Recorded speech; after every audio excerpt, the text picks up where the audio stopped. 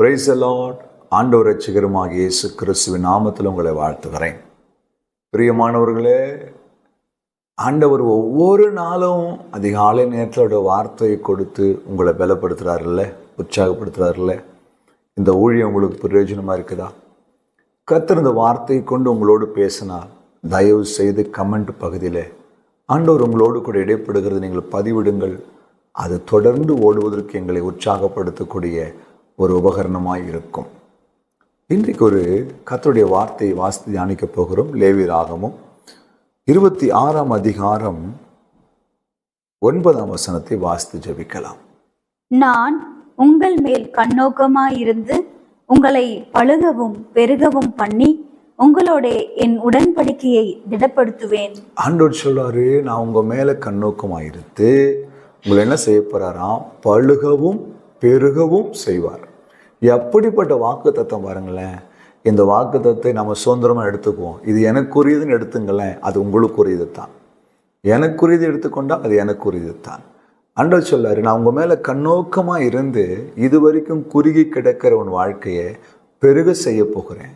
இது வரைக்கும் குன்றி கிடக்கிற உன் வாழ்க்கையை பழுக செய்ய போகிறேன். ஒரு பெரிய விருத்தியை கர்த்தர் கொடுக்க போகிறாரு. ஆமேன்னு சொல்லுங்க. ஹல்லேலூயா. ஒரு அருமையான சகோதரிக்கு திருமணமாகி ஆண்டவர் ஒரு கர்ப்பத்தை அவள் தரித்தால் சில நாட்களிலேயே அந்த கர்ப்பம் குறைப்பிரசவமாய் அந்த கர்ப்பம் கலைந்து போனது. இப்படி 3 முறை அவளுக்கு அந்த கர்ப்பம் தரித்து கலங்கி போன போது இந்த வார்த்தையை அவள் எதர்ச்சியாக வாசித்தாள். இந்த வார்த்தையை வாசித்த உடனே ஒரு விசுவாசம் அந்த சகோதரிக்குள்ள வந்து இந்த வார்த்தையின் மேல் கை வைத்து ஜெபிக்க ஆரம்பித்தாள். ஆண்டவரே, நீர் என் மேல் கண்ணோக்கமாக இருந்து என்னை என்ன செய்யுங்க, பழுகவும் பெருகவும் பண்ணுங்கன்னு சொல்லி அந்த அம்மா ஜெபிக்க ஆரம்பித்தார். சில நாட்கள் அவள் ஜெபித்து கொண்டே வந்தபோது கர்த்தர் மீண்டும் ஒரு கர்ப்பத்தை கொடுத்தாள். இந்த முறை 2 பிள்ளைகளை, ஒரு ஆணும் ஒரு பெண்ணுமாய் 2 பிள்ளைகளை ஆரோக்கியமாய் அழகாய் பெற்றெடுக்க தேவன் கிருபை செய்தார்.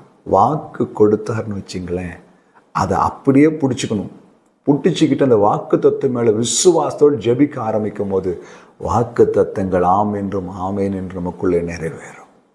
உங்களை பழுகவும் பெருகவும் பண்ணுகிற தேவன் அவர்கிட்ட போகிற யாரையும் குன்றி போகவும் குறுகி போகவும் உடைந்து போகவும் கூனி குறுகி நிற்கவும் வெட்கப்படவும் அவர் விடவே மாட்டார். இந்த வார்த்தை கேட்கிற தேவ பிள்ளையை உன்னை பழகவும் பெருகவும் செய்ய போகிறார். விசுவாசிக்கிறீங்களா? இந்த வார்த்தை விசுவாசி இன்னைக்கு ஜெபம் பண்ணுங்க. எழுதி வச்சு ஜெபம் பண்ணுங்க. எதெல்லாம் உங்களுக்கு பெருக்க வேணும், எதெல்லாம் நீங்கள் பழகணும்னு நீங்கள் நினைக்கிறீங்களோ எழுதி வச்சு ஜெபம் பண்ணுங்க. ஏசப்பா உங்களுக்கு அற்புதம் செய்ய போகிறார். அந்த நம்பிக்கை வந்துருச்சுல்ல உங்களுக்கு? இப்போ உள்ளத்தில் ஒரு விசுவாசம் வந்துருச்சுல்ல? ஜெபிங்க.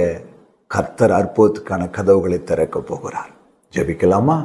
அன்பும் இரக்கமுள்ள நல்ல ஆண்டவரே, நீங்கள் வாக்கு கொடுத்த போல இந்த நேரத்தில் என்னோடு கூட சேர்ந்து ஜெபிக்கிற ஒவ்வொரு சகோதரி பிள்ளைகளோட வாழ்க்கையில் ஒரு பெருக்கத்தையும் ஒரு பழுக்கத்தையும் ஆசீர்வாதத்தையும் தந்து அவர்களை வழிநடத்தும்படி ஜெபிக்கிறப்பா.